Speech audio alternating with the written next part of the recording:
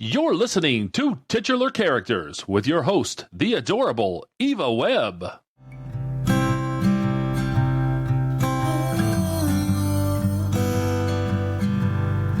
Let's talk nerdy things like comic books and superheroes with some nerdy peeps, writers, cartoonists, and so much more. Just stick around and have some fun with the lovely and adorable Eva Webb. Rich Douek is the writer of the independent comic series Gutter Magic, the Bram Stoker Award nominated Road of Bones, and the current hit horror title Sea of Sorrows with IDW, as well as ComixTribe's Wailing Blade. He has worked on the Teenage Mutant Ninja Turtles universe comics for IDW and has published short stories in several anthologies, including the New York Times featured All We Ever Wanted. And today we're going to pick his brain and talk to him about comics. This is going to be fun. How are you, Rich? I'm good. Thank you so much for having me. Yeah, it's super exciting to have you. So a little birdie told me that you have a Superman story that's coming out, and that's super exciting. Yeah, it really is. It's going to be in Superman Red and Blue, which is an anthology series DC is putting out. It'll be out on June 15th, I believe. Like in about 3 weeks from now. And it's amazing, like how it came together. It's an 8-page story, but it's my first DC story, so I'm really, really excited about it. I got to do it with an amazing artist, Joe Quinones, who a lot of people know from his work on America Chavez and a lot of other great DC and Marvel stuff. That is amazing, and congratulations, by the way. So, thank you. What else do you have going on right now? Well, I just wrapped up a horror series I was putting out with IDW. It's called Sea of Sorrows, and that was 5 issues long, and the 5th issue just came out last week. But it's going to be collected for a trade later this year. Got it. I think it was probably like a special book for me because it was like the most successful one I've done so far, and also just like it was a great story because I'm not like a very experienced horror writer. I've written a couple of horror stories before, and my previous series, Road of Bones, was kind of like the first time I like really, really attempted a horror story. And I thought it came out really good, but I took everything I learned doing Road of Bones and put it into Sea of Sorrows. So I think it's like one of the best things I've ever written. So I'm just really proud of it, that it's out there. Nice. Now, as a writer, do you feel like you have a favorite kind of story to tell? Yeah, I like. I love telling stories that are sort of, how to put it, I guess like kind of different from your typical like this person is a hero, the hero of the prophecy, and they're the only one that can save the world, like those kind of stories. Because I do like to write a lot of like fantasy and science fiction stuff, and I think that's a very common thing, especially in fantasy. I kind of prefer stories that are a little more like personal, or smaller, like journeys of like sort of one person going through their own like journey in a very well developed world. Like I have a couple of my fantasy and sci-fi series are Gutter Magic and Wailing Blade, and those are two like I guess settings or worlds that like I've spent like a lot of time like developing the backstory and the backdrops for these kind of adventures that are happening there. But they're both stories that are very kind of character focused and not so much like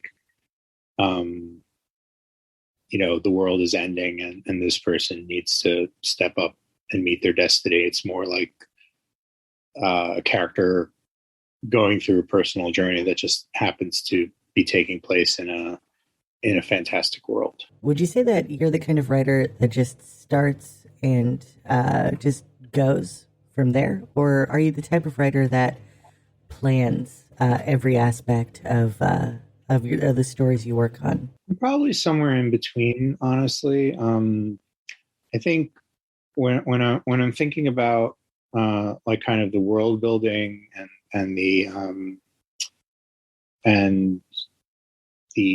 themes and things like that with my stories, then I tend to be very kind of meticulous and plan things out and really think about how the logic of the world that I'm writing the story in works. If I'm doing like a fantasy story with magic, let's say, like I'll spend a lot of time kind of really thinking about how I want magic to work in that world and things like that. But then when I get to the actual story itself, and I guess like the scripting part of it, I tend to be a lot more free form, where I don't really do tight outlines where I'm saying like, okay, well, pages 1 through 3 are going to be this, pages 4 through 5 are going to be that. I tend to more do like a very loose outline of like where I know where we're starting and I know where we need to end up, and then then I'll just sort of go through and follow where the characters in the story lead me. And if I get stuck or something like that, I might do a little more in-depth thinking, but that's generally what works for me, is sort of keep like most of my planning is in kind of like the pre-writing stage, I guess you could call it, because it's, Gotcha. I'm writing a lot of the stuff down, but it's all kind of like backstory and background and stuff like that. Whereas when I get to the actual writing part of it, I'm a little more loose and free. So you were talking about building well-developed worlds. What's the seed of that? Where does world building begin, and how does it work? Well, I think it's, for me, it's about creating a world that feels like it's alive and exists kind of beyond the story that you're telling. I think I used to play a lot of Dungeons and Dragons and role playing games and stuff like that. And there's two things that I took from those games that I use when I do world building. One is kind of the idea that I guess they're kind of both like intertwined, because generally what happens with a role playing game is, when you're talking about like a setting, is you'll get a book, and the book will have a ton of things in it, and it will also have a map, and both the book and the map are full of possibilities, but you're probably not going to use like half of them. Like if we're talking about like a role playing game, one of the ones that I loved when I was younger was called Forgotten Realms. It was like a D&D thing, kind of like your classic Tolkien-esque fantasy setting. And the map was like fold out, like, and it was huge, cover half the floor. And there was a book that came along with it that, would give you kind of like a paragraph or two about a lot of different places on the map, maybe a page or two on the ones that were most well developed. But it's like, if you were going to take your character through all that stuff, I could have started when I was 15 and still be playing and not have done every single thing in that setting. So there was a lot of things like on that map that were just not filled in and not well developed, but they were still there. And what they did was they gave it a sense of this being a world that, maybe you weren't necessarily going to go anywhere, but you could go anywhere.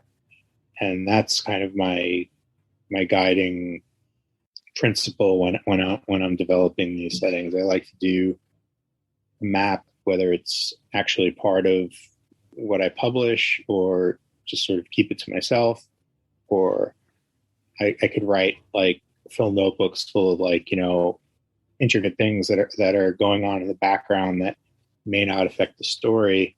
But when I work with my artists, one of the things that I like to do when I'm doing these fantasy and science fiction stories is something I told Brett Barkley, who's the artist on Gutter Magic. I said, like, I would love for it to seem, as you're going through the page, that there's like, we're following this story, but there are a whole bunch of other stories kind of going on in the background, like, so when you're drawing the background characters, like, have them doing things, have things going on, like, do your best not to make them just sort of like flat and cardboard. Like, it's almost like if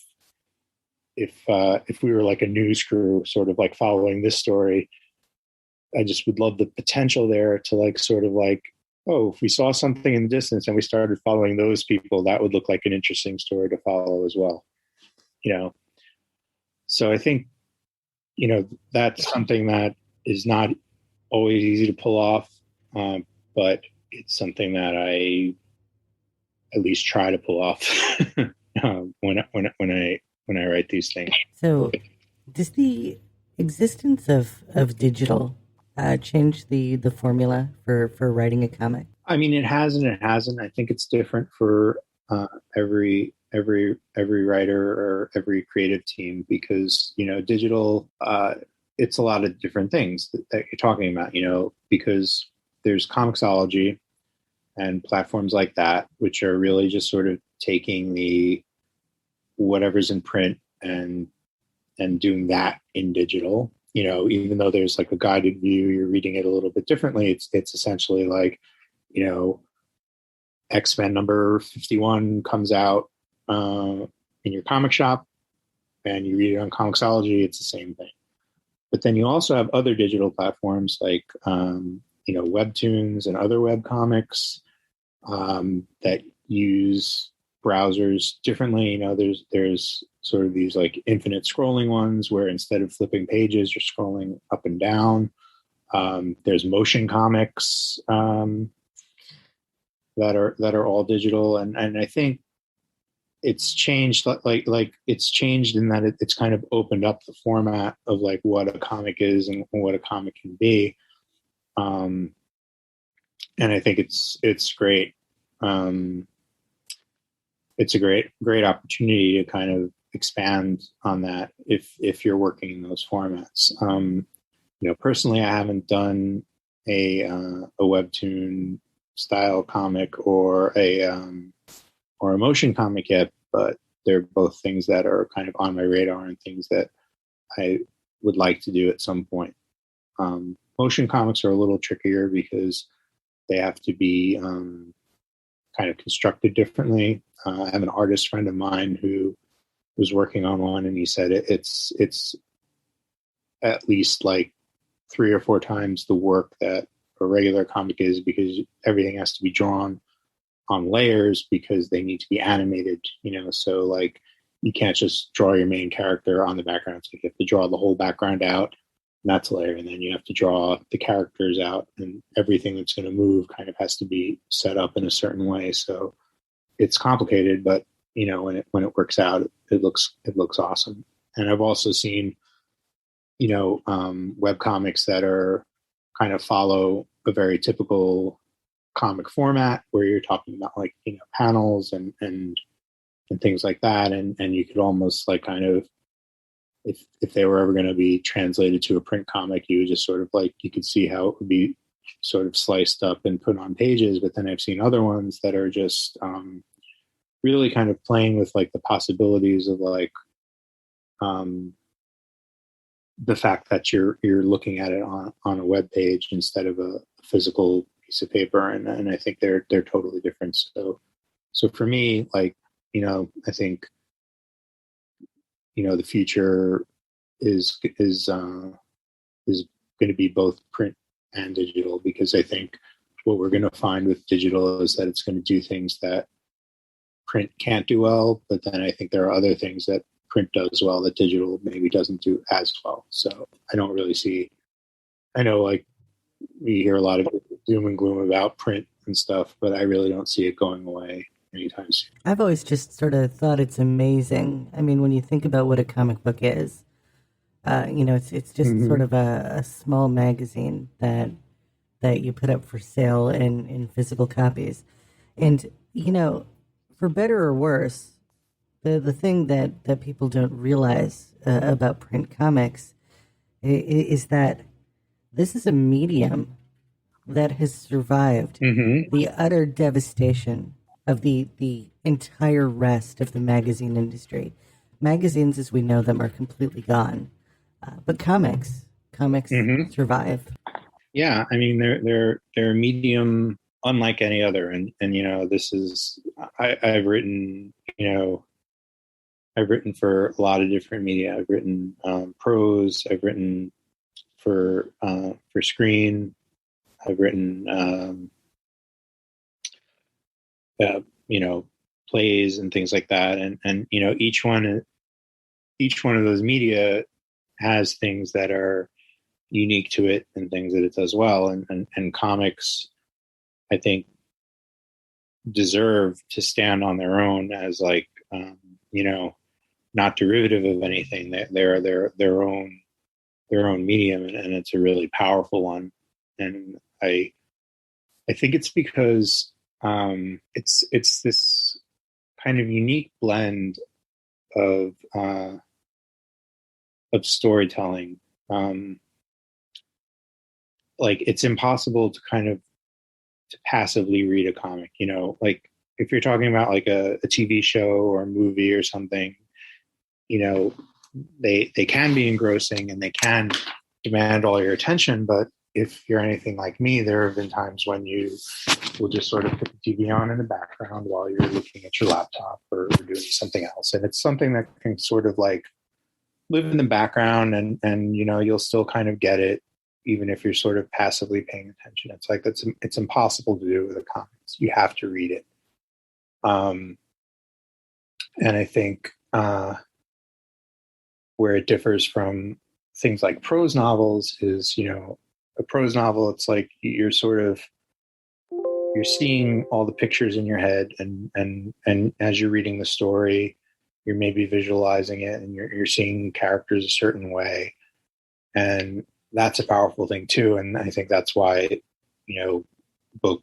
part of why like books inspire a lot, a lot of what's the word, like really like diehard like fans, and why you constantly, it seems to me like every time there's an adaptation of a book to screen, you're going to have upset people because things are not exactly how they pictured them in their head, and sometimes that can get really toxic, but other times it's just, people being disappointed that it's not what like the movie on the screen does not look like the movie that was in their head when they were reading the book.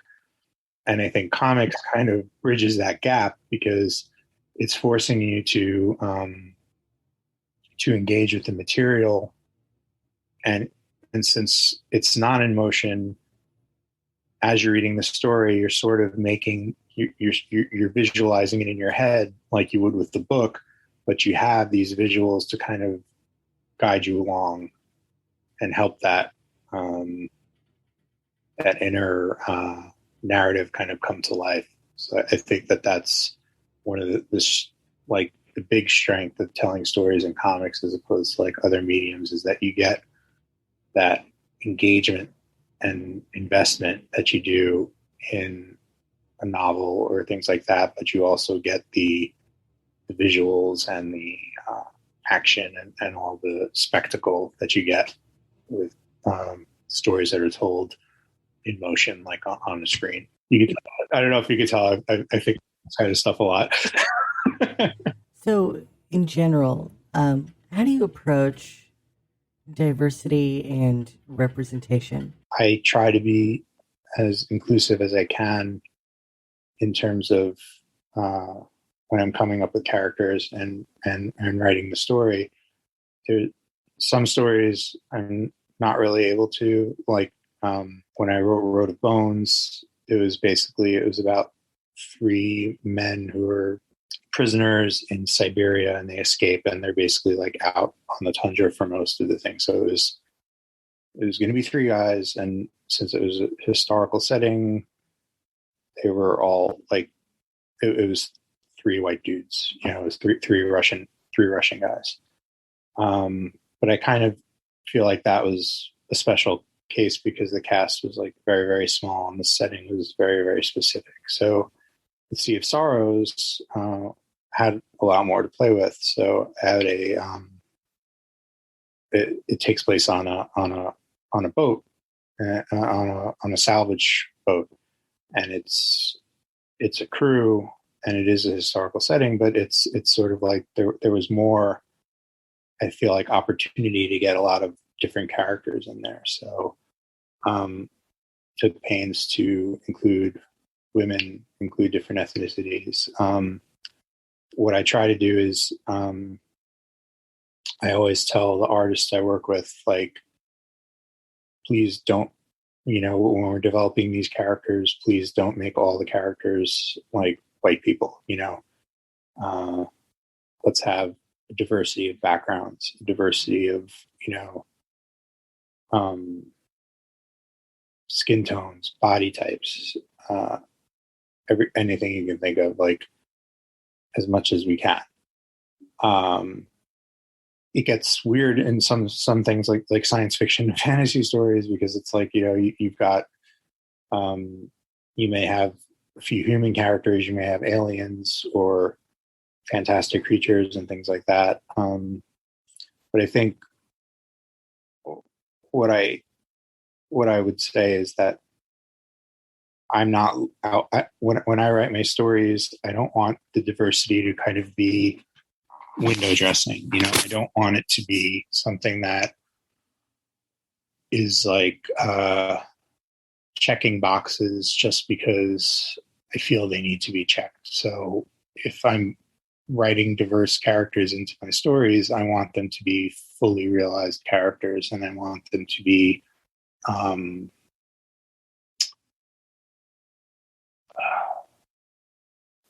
to say it.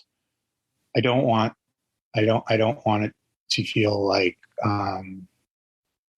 oh, we're putting in a token Asian person because we don't want Asian people to be upset, or we're putting in a token, like I don't like that. I don't think that I'm Jewish, and I wouldn't appreciate that if someone was making a character Jewish just because they felt like they needed a Jewish person in there. I would want that character's Jewishness to be be a part of that character, and have them feel like a real character. So that's my goal. And I think what I would shoot for is, rather than sort of having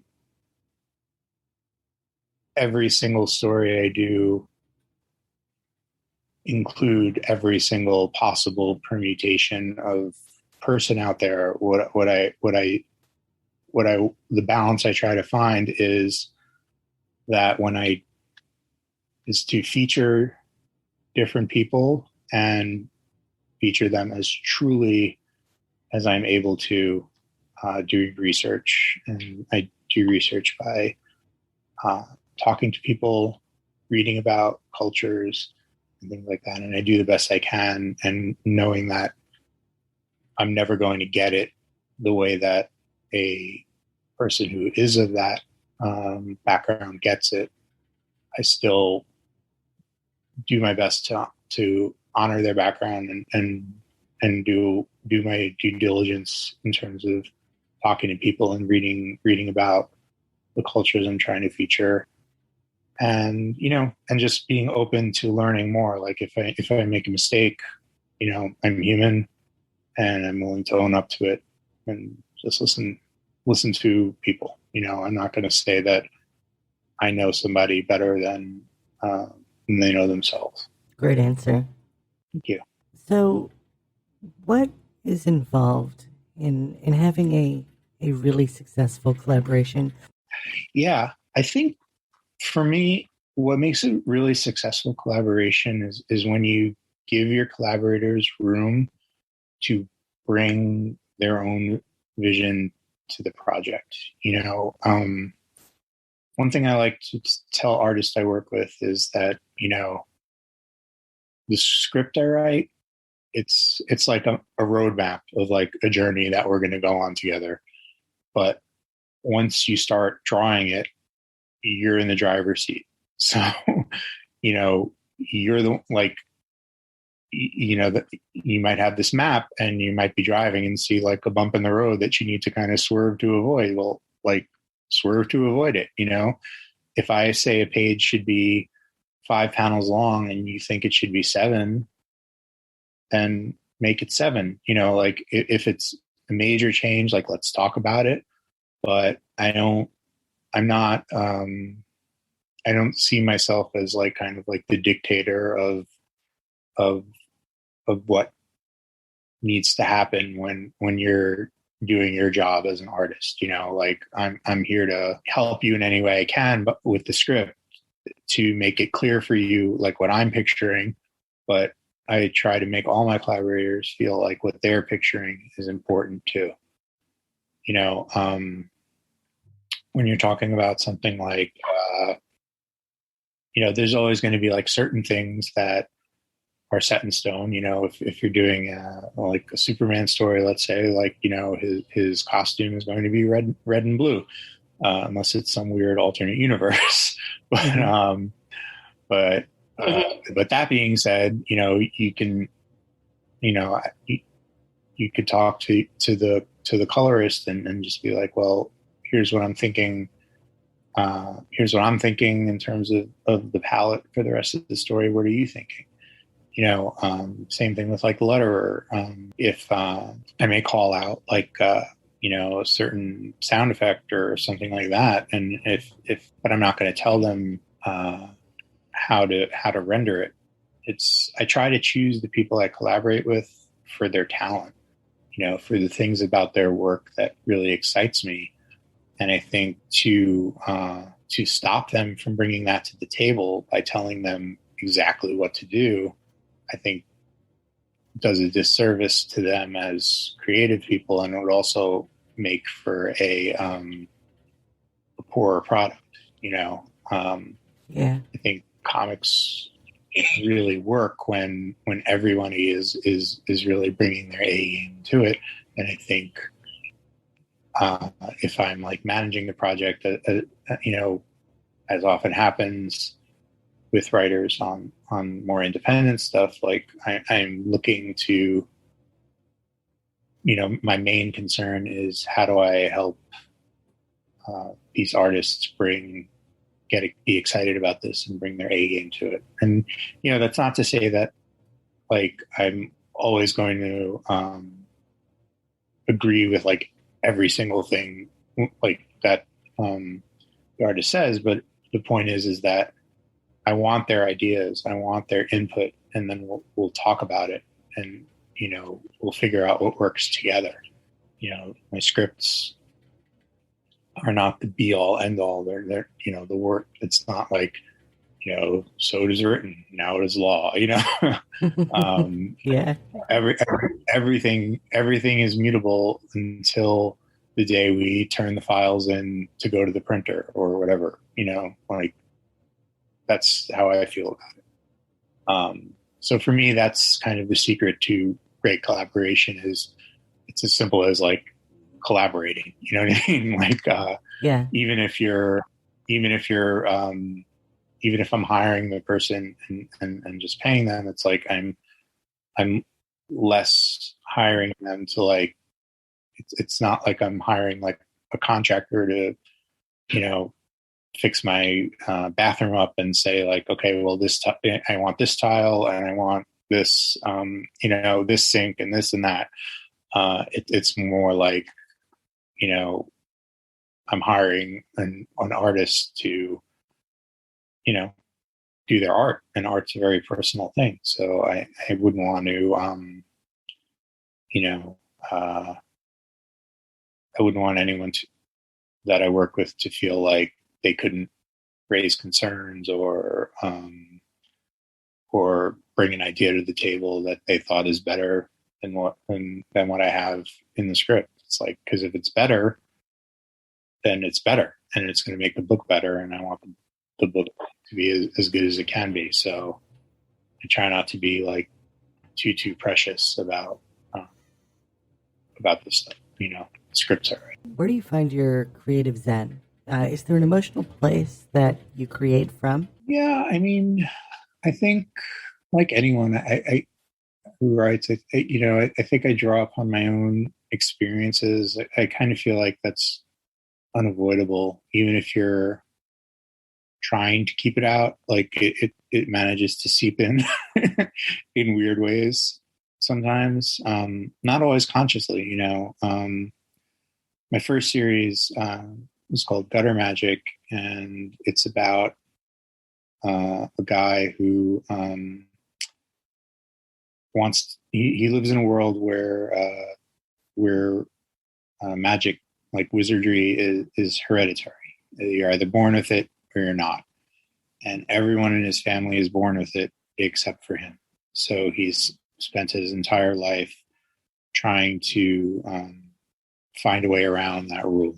Maybe there's some piece of magic out there. Maybe there's some combination of spells or whatever that's going to grant him these magic powers that he's always wanted. And I don't think I realized it at the time, but I think a lot of what I was working in there was when I was writing that, I was working at an advertising agency.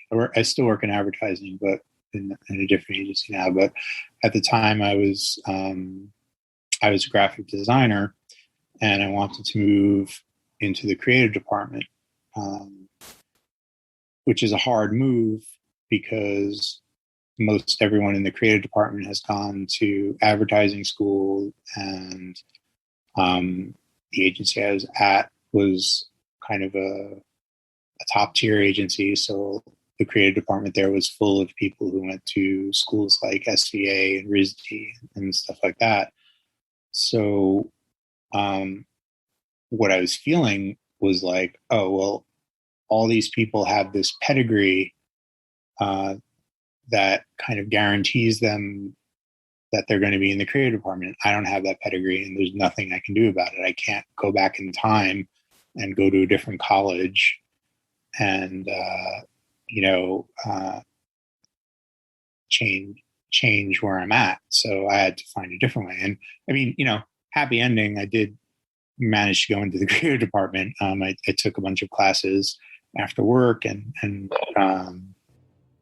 got friendly with some people that mentored me and helped me out and stuff. So it's not like it was impossible, but that struggle, that kind of feeling that there were people who were kind of destined to have what I want, and I was not. That really fed into the story of Gutter Magic, even though it wasn't something I consciously set out to do. I didn't sit down and be like, I'm gonna, write a story about my struggle trying to get this new job. Only I'm gonna add wizards and dragons and stuff into it, so nobody at my job knows that that's what I'm writing about. I didn't, that's not what I set out to do, but it worked its way in because that's kind of what was going on in my head and in my heart at the time when I was writing it. So, but sometimes you don't see that until, after you're done with the project and you can kind of like have a little perspective and be like, okay, well, what did I do? So, so I think that's kind of, I guess where I draw a lot from. And I think the challenge for me is that if I'm consciously drawing on it, that's when it kind of tends to get a little messy and I wind up overthinking it. And it's sort of like pulling teeth. I think when it's kind of like if you're talking about like a place of Zen or a place of flow, it's when I'm just sort of letting all that stuff happen in the background, and it just sort of comes through. But like I said, sometimes I don't even know it's happening. Do you have a favorite single issue, story, or title of all time? I read a lot of comics, so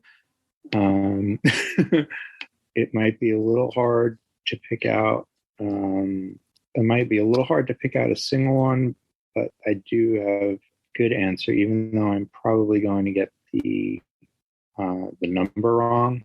But it's an issue of the Incredible Hulk that came out in the 80s, and I think it's like issue. I don't know the number, but it's like in the 300s or something. But it was written by Bill Mantlo and illustrated by Mike Mignola.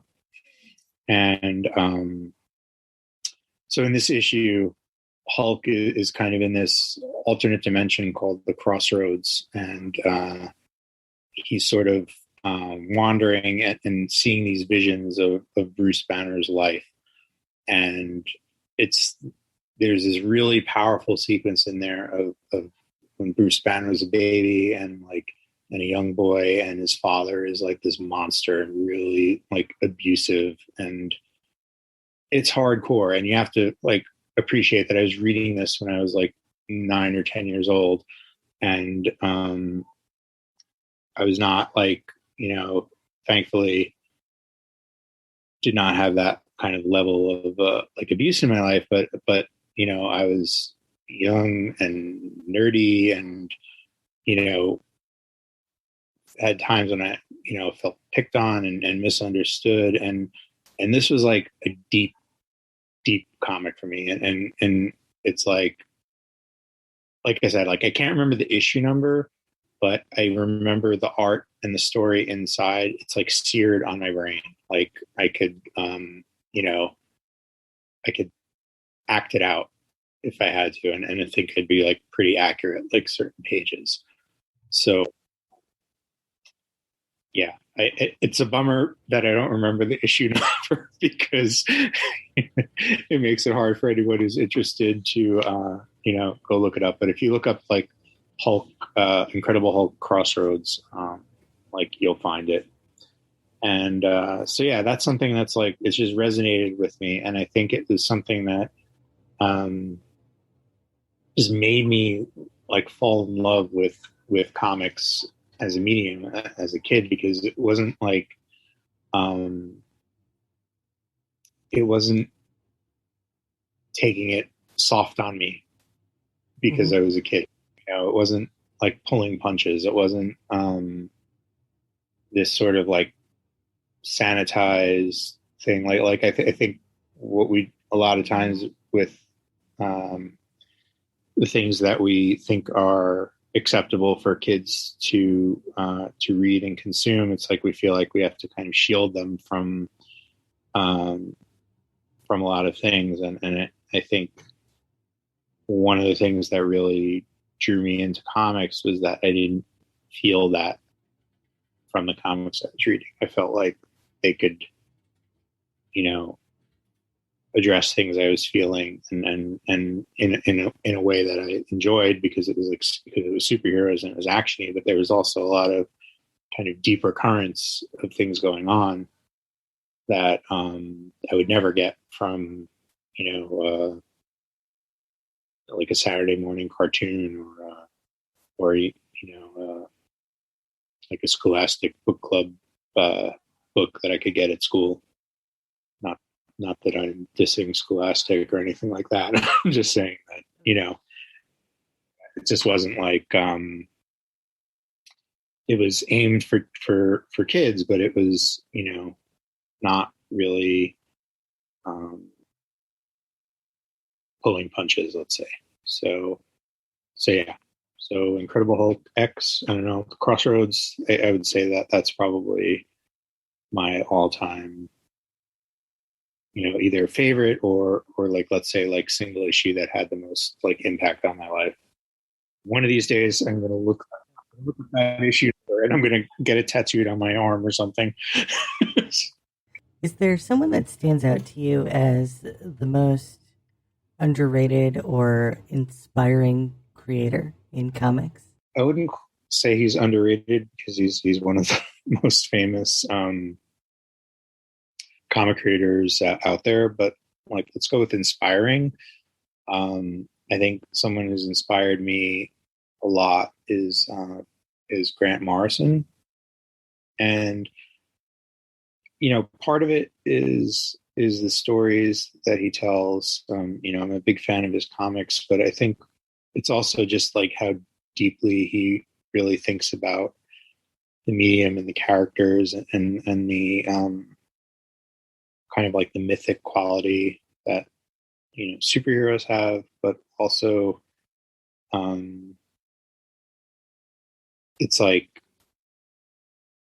he's one of those people whose work I can kind of pick up over and over again, and find something new and something that is intriguing and interesting and inspiring. So I think he gets a lot of kind of weird people like throw shade on him sometimes, because he's like a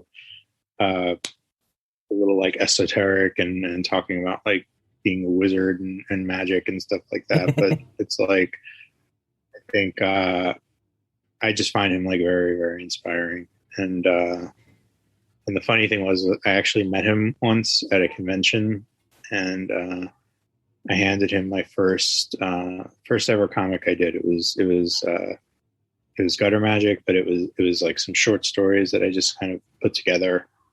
And he was giving a panel, like a talk about writing that I went to, and he was just standing outside after, just signing people's, they would bring copies and just to like catch him, and he was really nice and signing everybody's stuff. And I just handed him a comic, and I said, "Hey, this is the first comic I ever did, and I just wanted you to know that, you really inspired me as a creator, and you're one of the people who inspired me to write this." So like, he took it and he just handed it right back to me. And like, I was like, and then he's like, "Well, you didn't sign it." And it just was like, such like a touching moment. Like, it made me feel like I was like going to fly, like, so That I is signed it so for him. awesome. Yeah. Wow. It's just such like a nice gesture that like he didn't have to do. So, he's always going to be aces in my book for that. That is the thing of beauty, That is really, really cool. Mm-hmm. Wow. So what are you reading right now? There's a few books I'm reading. One I'm really enjoying is it's from Image Comics. It's called Carmen. Karmen.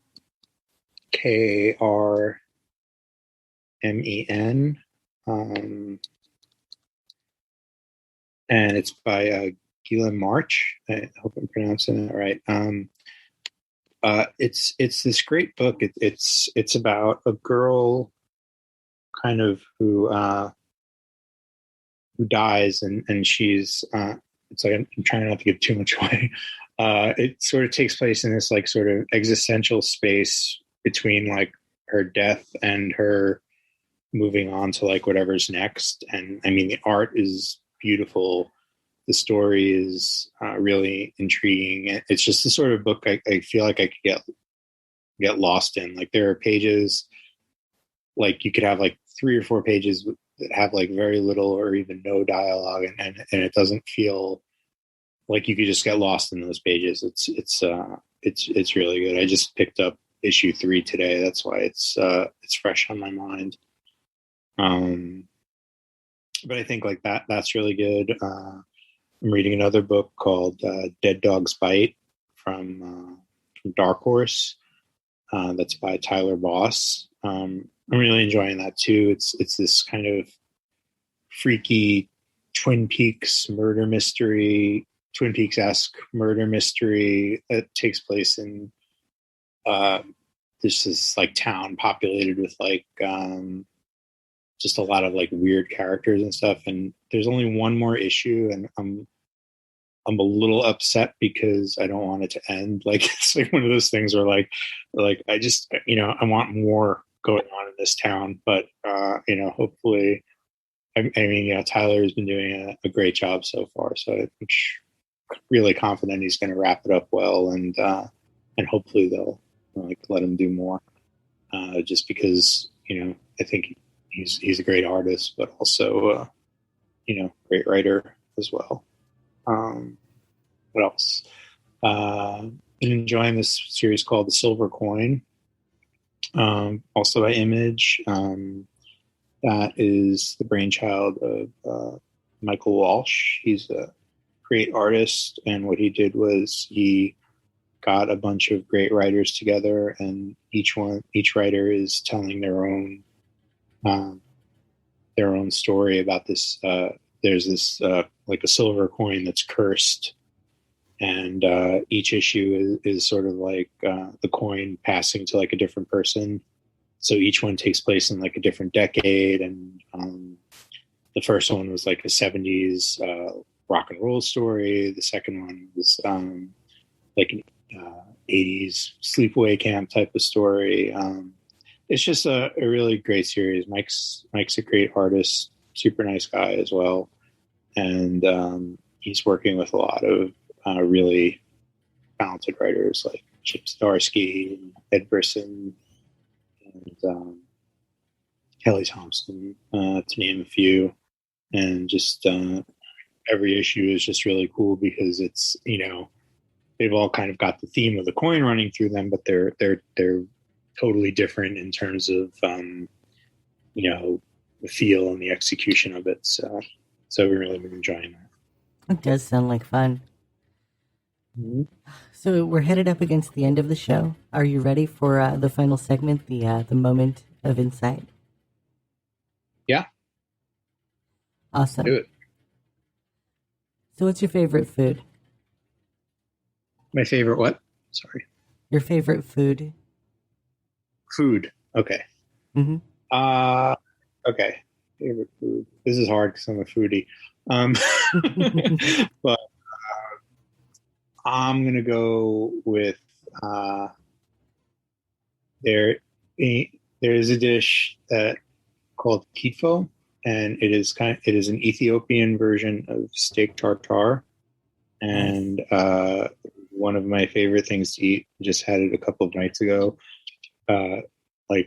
Who knows? Maybe if we went to a different restaurant, I'd be giving a different answer. But like, it's the kind of thing where like every time I encounter it, I will eat it because I love it. It's kind of like a steak tartare, but it's made with Ethiopian spices and served on injera bread, and I love it.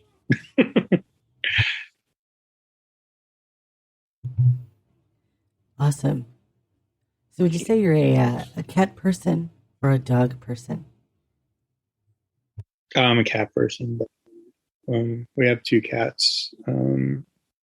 We just got them last year. Actually, they're a year old. Their names are Izzy and Tasha, sisters from the same litter. Yeah, I don't know. I like dogs fine, but I'm definitely like a cat person. Like, I don't know. I just gravitate towards them. Like, the funny thing was I never had a pet growing up, but when I met my wife, she had a cat, and he was old, so I only really got to spend a couple of years with him, but I feel like we kind of bonded. So I don't know. That was sort of proving that, like, yeah, cats are your thing. So it was a while before we got a new one, but we got these two last year, and they've been great. What's the best swear word? Best swear word. Yeah, I mean, I'm gonna have to go with fuck because it's the most versatile swear word. That's great. It's funny that, like, I don't know if you saw it, but like Netflix did this thing, the history of swear words, or something like that, or Nick Cage hosting, and they really kind of go in depth into everyone. But yeah, one of the things that they pointed out about fuck that was great is, like, it can mean anything. Like, you could be like fuck, and like that could mean that it was great. That could mean that you're frustrated. That could mean that you're angry. You know, it's like, you know, fucking great, fucking terrible, fuck. You know, it's just universal. Like, you know, you can slide it in anywhere. So that's fuck gets my vote. It's a good vote. It's a good one. So what inspires you? It's hard to say. I mean, you know, there's so much, I guess, you know, it's the world we live in, just like experiencing it, you know. It could be, you know, experiencing something like really personal, or there's friends, there's family, you know, there or it could be things going on, you know, half a world away, or it could be something as simple as the sunset, or as complex as thinking about, you know, why we're here, you know, or what does it all mean, and things like that. And I think it's just sort of the breadth of this crazy thing we call the human experience. I don't know. It's hard for me to nail it down to like one thing, because it can sort of, inspiration can strike anywhere at any time, you know. So, like, for me, it's just sort of being in the world. Where do you find joy? I find joy in a lot of different things, but I think I find a lot of joy in creating, you know, writing. I find joy in my family and friends, the people I care about. I find joy in weird hobbies like painting Warhammer miniatures and playing video games sometimes. I find joy in reading. You know, like all those kind of things. There's like different kinds of joy, I guess. You know, there's like the joy I feel in like writing thing, and that's more of like a kind of satisfaction kind of thing. But then there's joy that I find like having a bunch of friends and family over for a barbecue or something. That's like a different kind of joy. That's, you know, like enjoyment and laughter and stuff like that. And then there's the joy of the hobbies, is just sort of, you know, things I do that are for me, that, you know, it's like, they're kind of like my escape. Like, no matter how crappy day I'm having, I know I can kind of turn off my computer and my phone and just do something that makes me happy for like an hour or two. So So yeah, You've got one. You've got one wish to save the Earth. What is it? I wish that people could understand, empathize with each other, because I feel like it's very hard sometimes, and it's especially hard in the age we live in. But I really wish that before we turn to things like violence and war, that we could spend more time talking and understanding and just sort of finding things in common that that we can maybe build from there.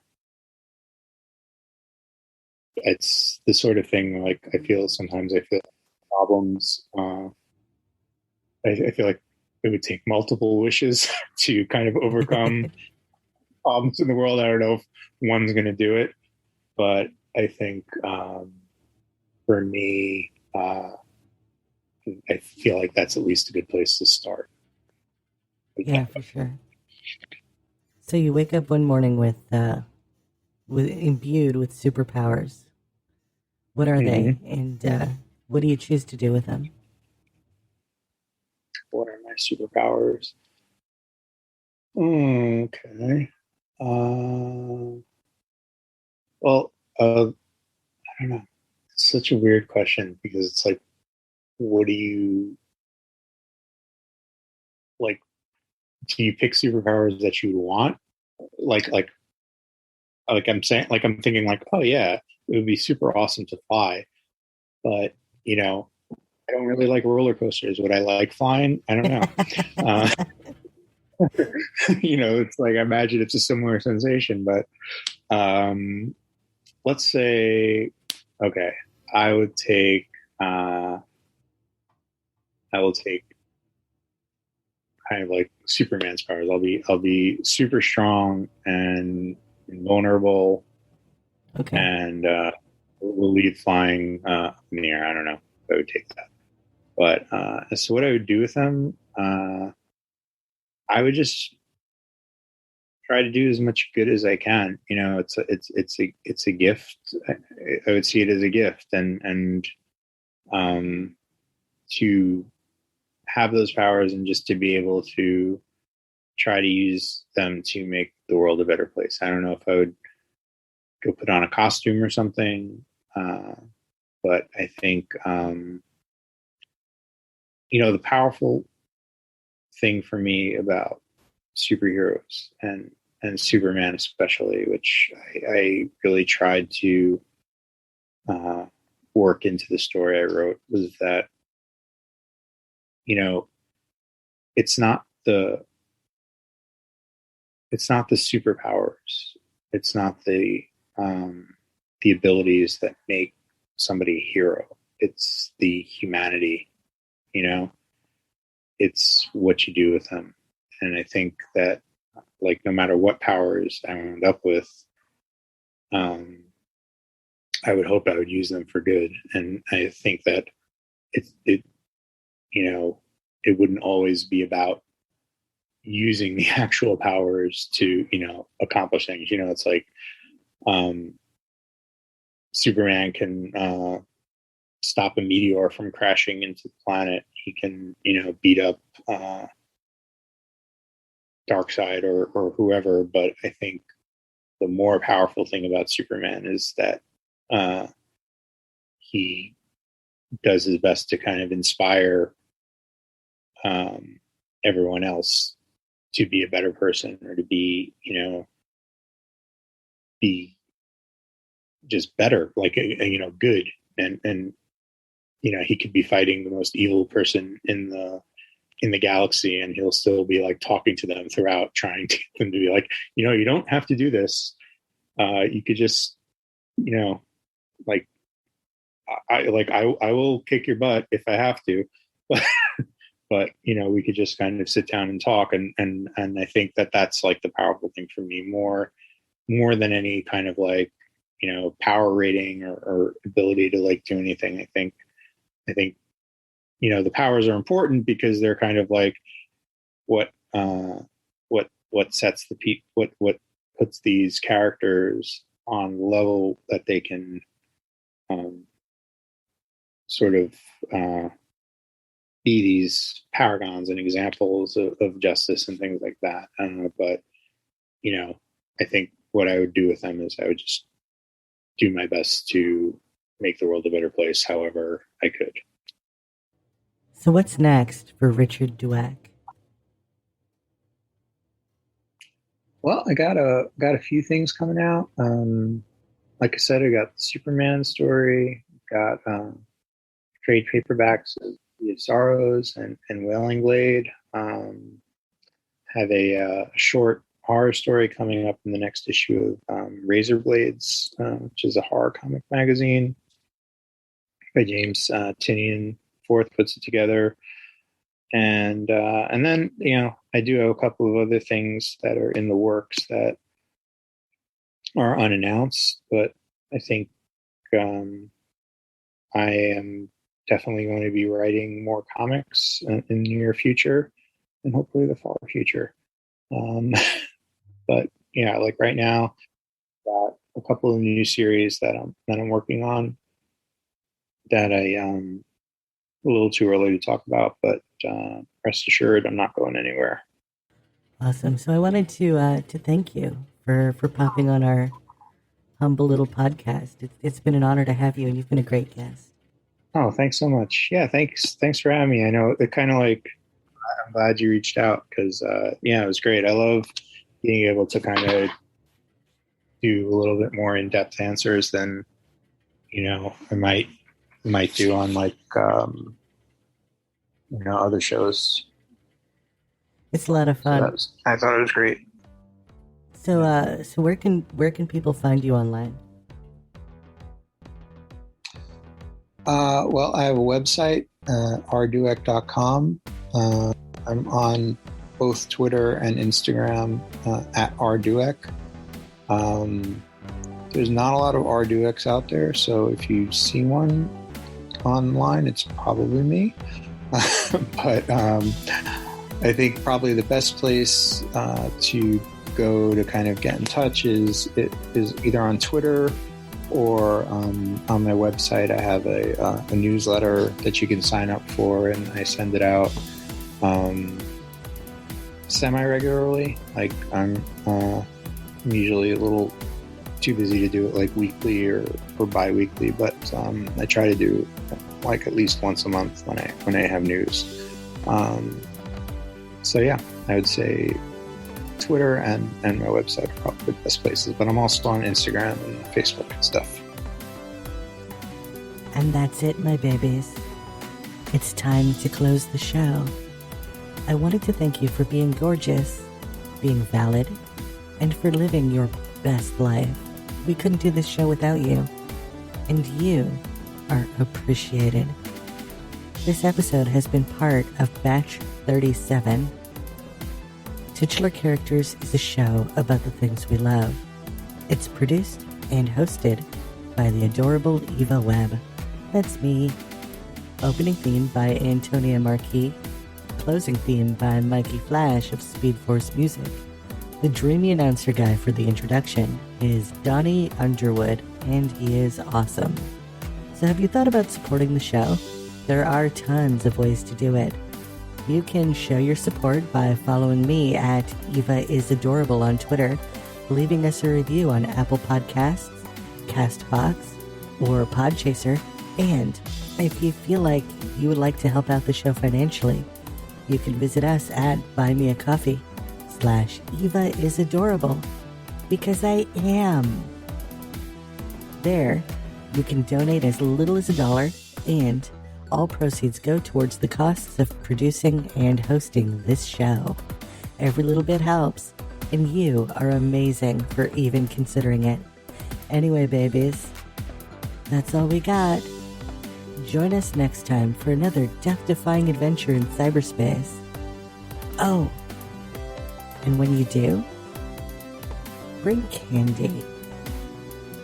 Love yous.